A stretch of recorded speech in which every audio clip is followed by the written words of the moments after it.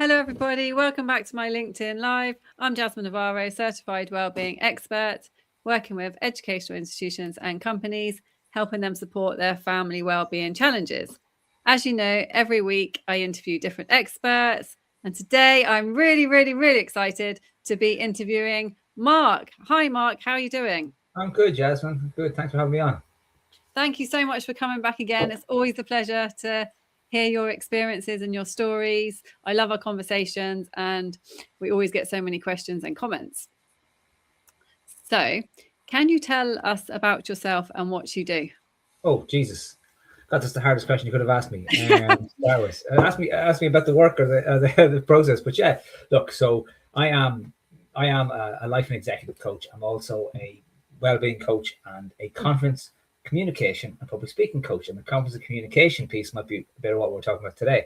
Really, how I define this, I'm more of a performance coach. Is what I figure out now. I'm helping people perform, but not just at their work, at their business, in their life, perform as themselves. But I don't mean perform as in fake it till you make it. I mean perform as in be who they really are and help themselves step out into that space. So I would do a lot of talks actually in companies and organizations from a well-being perspective, but even now from a performance perspective. And I actually wrap around, and you'll enjoy this, I do a lot of talks around well-being for performance. We're wrapping around the sense of well-being we have in our lives and how that impacts our ability to perform and how we can be better in that space.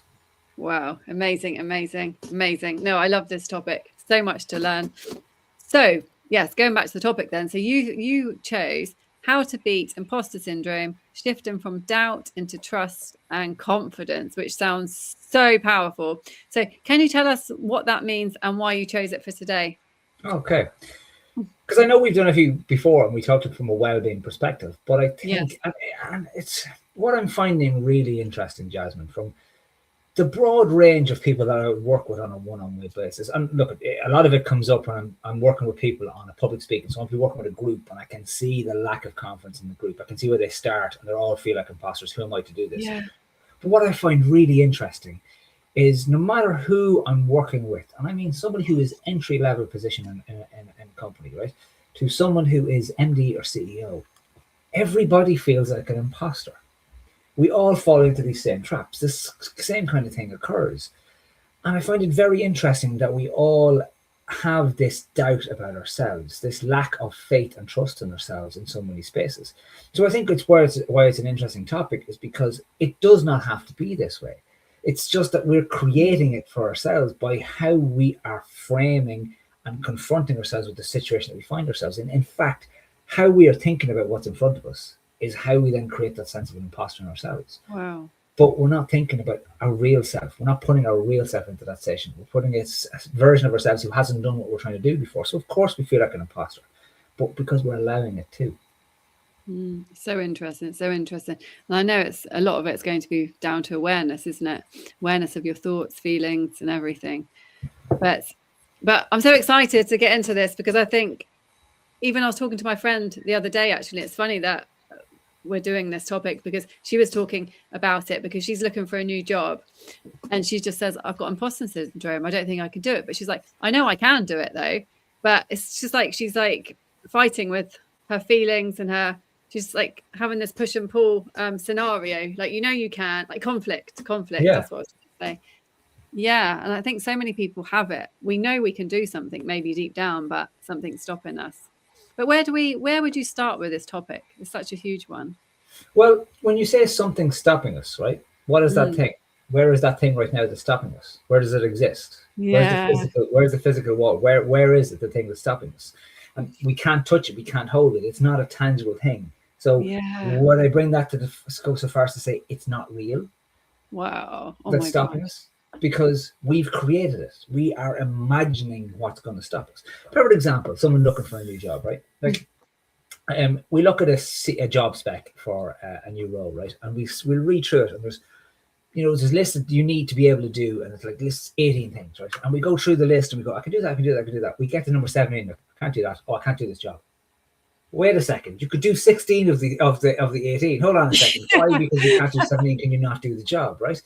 But it's just because we wait the thing we can't do way more than the thing we can do. We give it so much credence in that space. But it's also the unknown. And we crave certainty. We crave knowing. We crave the ability to, look, I'm comfortable in this space. I know everything. I know what has to happen here. I know this role. Therefore, I'm grand. Therefore, I can do this. But suddenly, if we're looking for a new job, there's such an amount of uncertainty. Will the company be right for me? Can I do the job? What's the interview going to be like? What are they going to pay? All this uncertainty. So the easiest thing to deal with uncertainty is to tell ourselves, can't do that, and walk away. Yeah. So it's a safety valve. It's easy to be an imposter, therefore I can't do it, as opposed to, okay, who of me can do it? Which version of me am I bringing? Which version of me am I going to send forward? The person who can't, or the person who has done? The person who can and the person who will do. Wow. And also, yeah, that totally makes sense. And also habits, yeah, what we're used to doing. Like if we're used to not doing this new hobby or this new thing, I think, is that kind of the same principle as well? So we're just not doing it because we're used to it. I'd often frame it as, right, if you think of your task with doing something brand new, right? And like, okay, if we let's reuse the analogy of someone getting a new job, right? So you start a new job, or you get promoted in the job you're in, right? And you feel like an imposter. You're like, oh geez, I can't do this job, right? You're telling yourself, I can't do this job. You feel uncomfortable, you feel uneasy, and therefore your natural thoughts are you get anxious and you begin to think, well, I can't do this job, right? But what's the truth, right? The truth is it's a new job, right? The truth is we're going to be challenged. The truth is we have to learn, okay? But let's go back one step further. Why did we get the job, right? Did we get the job because we did a good interview? Did we get the job because we were the only person to apply for the job? Did we get the job because our mother or father runs the company and they put us into the road? Or did we get the job based on the fact that the people who interviewed us trusted us that we could do the job? Or did we get the job on the basis that we got promoted because of our ability to this point? And every single thing like that is somebody's betting on us. They're saying, I believe you can do this. Because if they didn't, they wouldn't give us the job. They wouldn't say that. So, but what we look at when we're in the space is we look at what we can't do. We think, oh my God, I can't do this, I can't do this. We don't look at the fact that these guys are betting on us. In fact, they're paying me to be in this position right now. What do they see? What's the truth of what they see?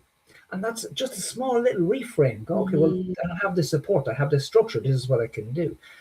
And that's a beginning point for how we begin to look at it and how we begin to frame it a little bit differently. But it goes much deeper than that too, Jasmine. I think what I love to do is a particular exercise with people, especially where there's a lack of trust and a lack of self-confidence, right? And everyone will say, oh, I'm not confident, right?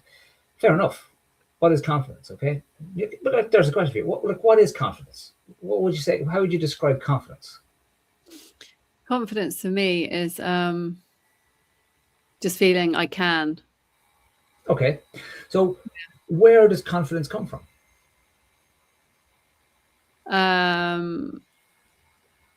Possibly experience.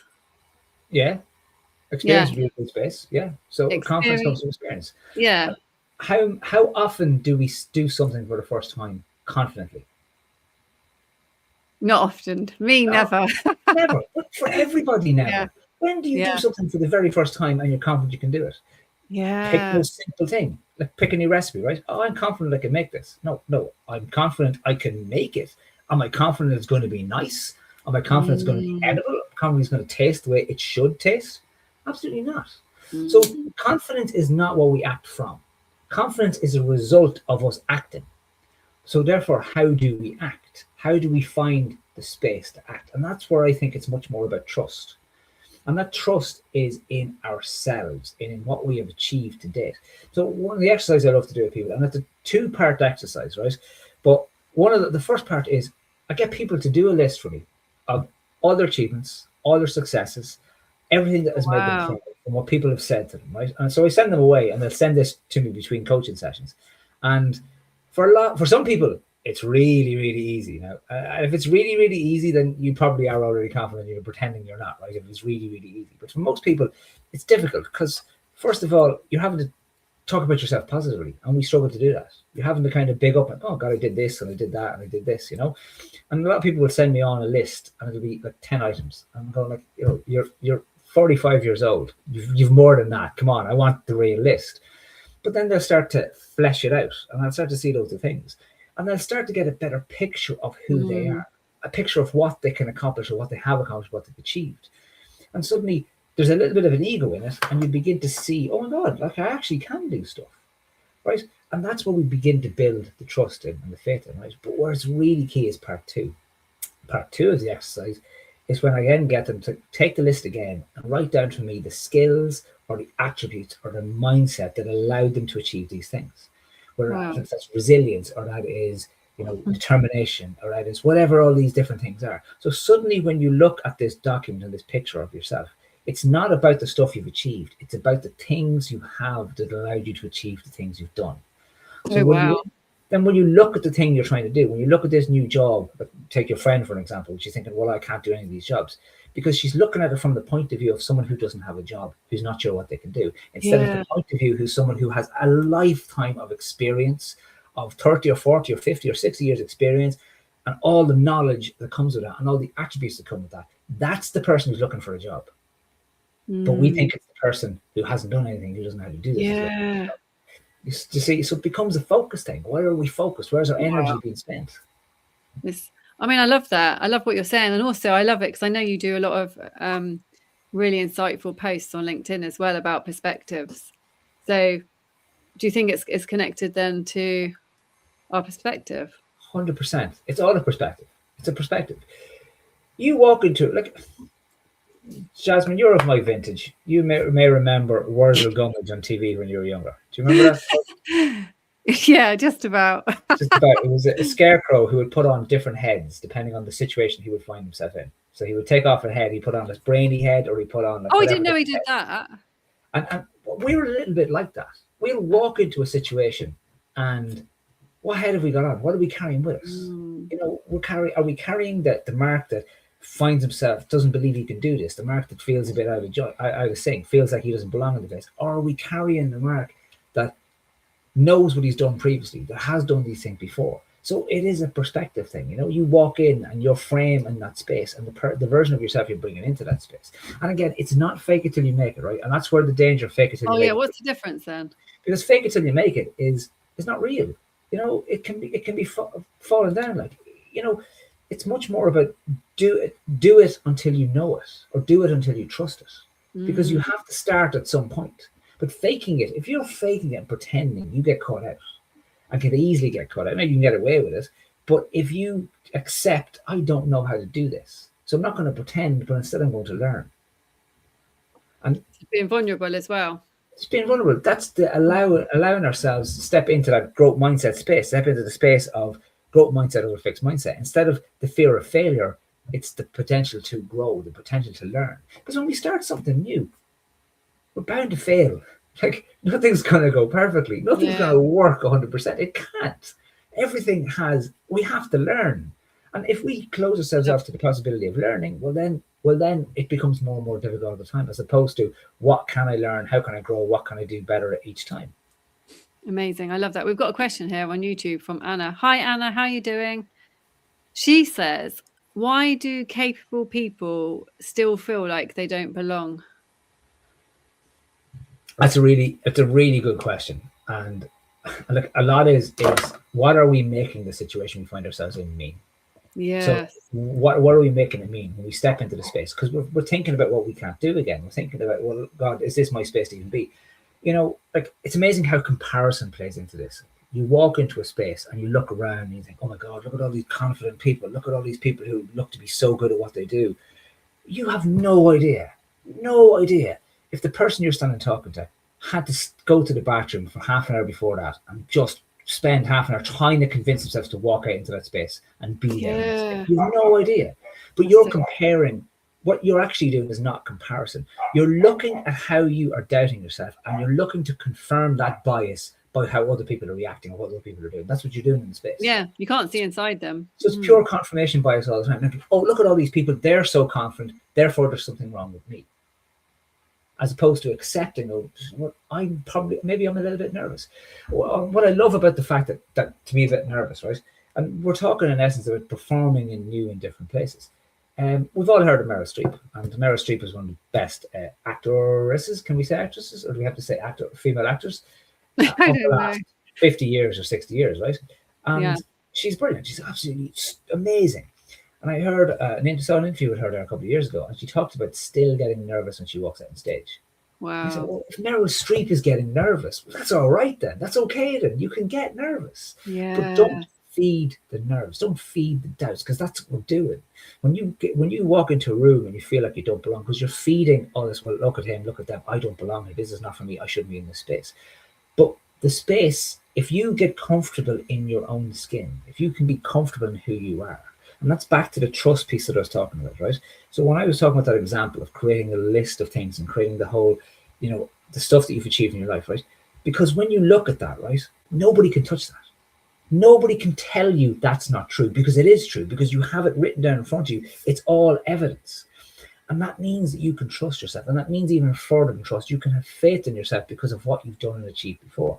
So when we step into a room and we're not sure in that room, the thing that we need to fall back in is our faith and our trust in ourselves, and not our faith and trust, and not the doubts that we have of what else can happen. Brilliant. Thanks, Mark, for that. And it also says, how do you stop overthinking and just take action? Yes. Yeah, that's a great question. And especially if we're so prone to overthinking, we're so prone to trying to think our way out of a situation all the time. But yes, you can't think your way out of a thinking problem. Oh, I love that. I needed to hear that today. Yeah. It's just, you just spin and spin and spin and spin. So what I would say, Anna, right? So we need to break it down, right? We need to get out of our head, in essence, is what we're trying to do, right? Because it has to be the action piece. But for sometimes we're here, spiral. The action is over here somewhere. And as we're thinking off in this direction, we can't find our way to that action. So what's the brakes? How do we hit the brakes? How do we stop? How do we pause? And maybe it's as simple as that. Do we simply take a breath just for 30 seconds? And if we say to ourselves, I have no time to take a breath, right? Do you make tea? Are you boiling the kettle? So while the kettle is boiling, that's going to take 1 minute to boil the kettle. Or if your tea bag's going to take 2 minutes, right? Can you take a breath, right? Just in order to regulate the system, try and get out of the thinking hat, right? But then break into look, there's a great coaching tool I love called CIA, which is control, influence, accept, or adapt, right? So you take this particular example, right, and you look at the situation you find yourself in, and you go, right, well, what's the situation? Okay, what are the circumstances? What do we need to accept about this situation? What do we need to adapt to? What can I influence? What's my point of control? Right, there's our action right there. What's my point of control? And maybe our point of control is simply that we take a breath because it's a very difficult situation we find ourselves in. But we're just asking ourselves, and that can be the key, because when we're just in a thinking trap, we're into thinking this true and thinking this true, then we need to be to develop a question bank in our own head. What's my point of control here? What do I need to do to change the situation? What's a shift? What am I making this mean? Questions like that, something to start us out of our consistent and constant. Right, to break something that breaks the cycle, because it's a cycle. And again, you mentioned at the start, it's a habit. We realized many years ago that if I keep thinking about the problem, but if I think about every single potential outcome, I may be able to keep myself safe. Right, wow. That's what we'll do. But the truth is, right, and this is the biggest truth of the Jasmine, is we're already safe. We're already safe. Wow. That's it. We're already safe. And if we allow ourselves to realize, actually, I'm already safe, then it's okay. So let's see what I can do. Let's see what action I can take, because I am safe. It's really about just stepping back, connecting, questions. Yeah. Very powerful. Right, we've got another question here from Dominic. Hi, Dominic. How are you doing? Right. Okay. How can you tell the difference between real gaps in skill and just self-doubt? Oof. That's hard, isn't it? Test. Prove it. Take the action. Do the thing. Yes. Do the thing. Evidence. We're always looking. Yes. Like, thinking about something is not evidence. We need real, verifiable evidence. What is the evidence of what I have in front of me? If I think I can't do something, try and do it and see if we can or not. Now, hold on. If you think you can fly, take off from the ground first, right? Okay, that's the best thing to do there if you're looking for evidence. And I'm just being flippant, right? But it is about seeking evidence, because when something feels awkward or difficult or challenging, when we feel the idea that we might fail, when we feel the idea that we feel that sense of vulnerability coming, we have built and designed for 10, 20, 30, 40, 50, could be 80 years, protection mechanisms. That's what we've done. That's why we find ourselves having so many challenges, because we built something when let's say we're 12 or 13 years old, right? And we came across a situation and we avoided the situation, and therefore the situation went away. So then our brain went, oh my God, avoiding the situation fixed the situation. So here we are as an adult, 45 years later, confronting with a similar situation. And what do? We avoid it because that worked in the past. But as an adult, it doesn't work anymore. But that's our modus operandi, because we are feeling insecure. So that difference between self-doubt and a skill and self-doubt is because we're doubting and maybe we can't because we don't want to feel unsafe. We don't want to feel that because there's a feeling going way back into our psyche that's like, I don't want to feel that again. I felt so uneasy and so out of control. Yes. Oh yeah. Yeah. So back to that point about CIA, right? What's the control point? Where can I find control? I love to use this diagram in talks that I give. It shows a head, right? And it shows outside the head is opinions of others, what other people think, what Trump might do, like this kind of stuff, right? Is outside the head, right?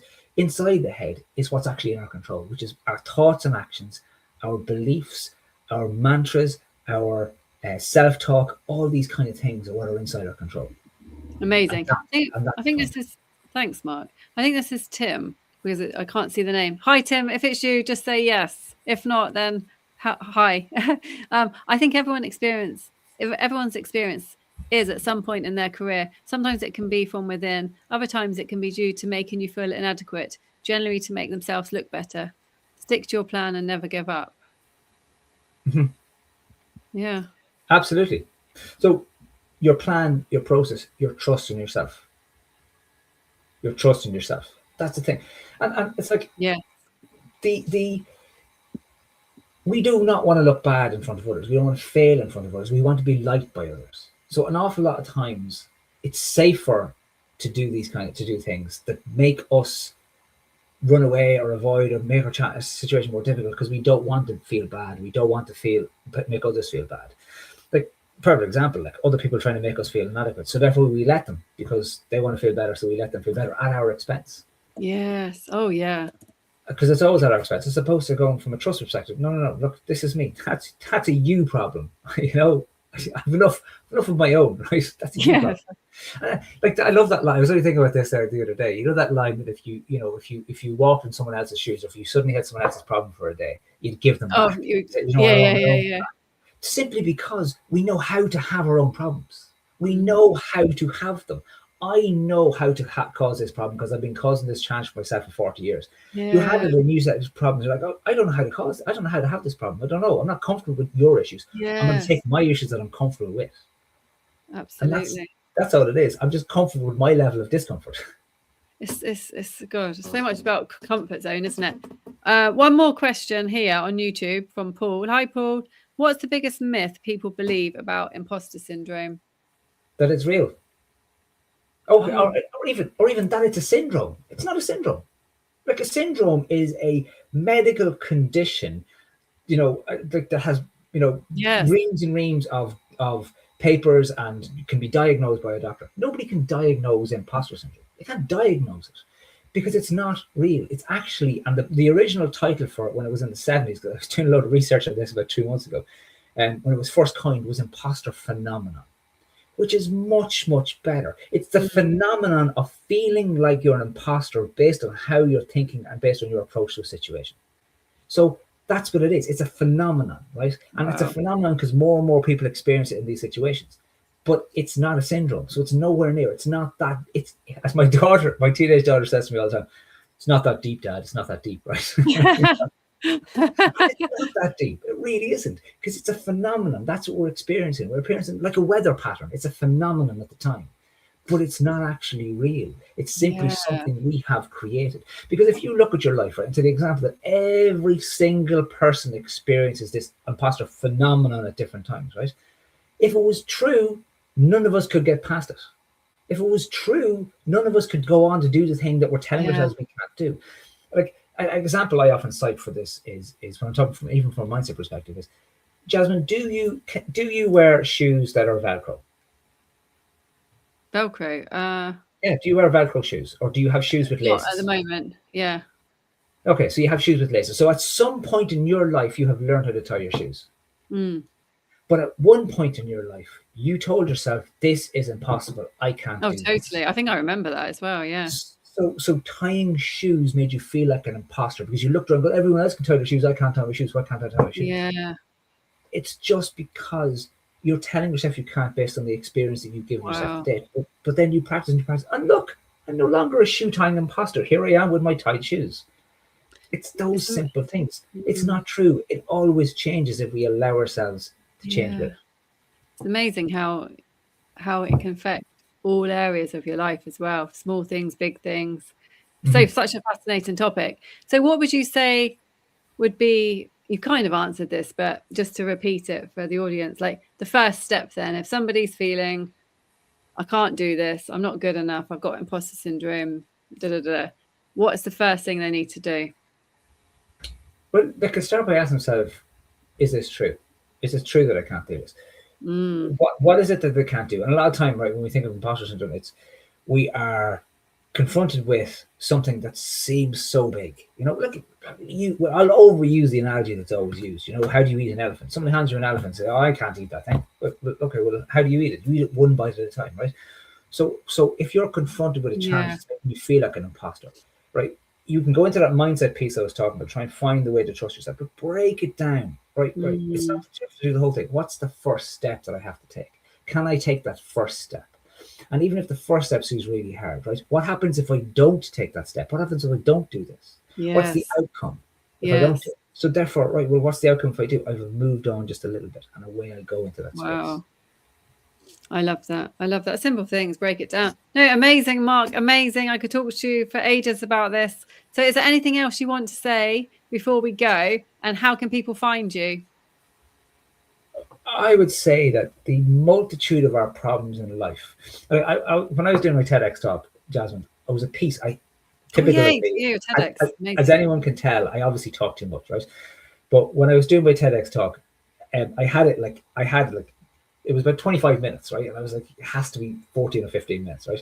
And there was a part that I had in it that I edited out, but I've often thought about it since. And it was just where it's about the magic of being yourself, which is kind of round what we're talking about here, right? Yes. And I was talking about, like, I was standing there like this, I was fists up. I was like, this is the ego, and I'm here and I'm defending it. I go, no, I won't do that. I won't fail.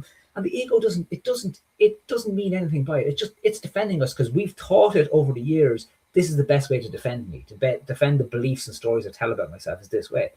And I always have this image of just my hand on my shoulder and kind of saying, it's okay. I got this. It's okay. You know, we can let that go and we can learn to deal with, grow up as an adult into the world and be ourselves in the world.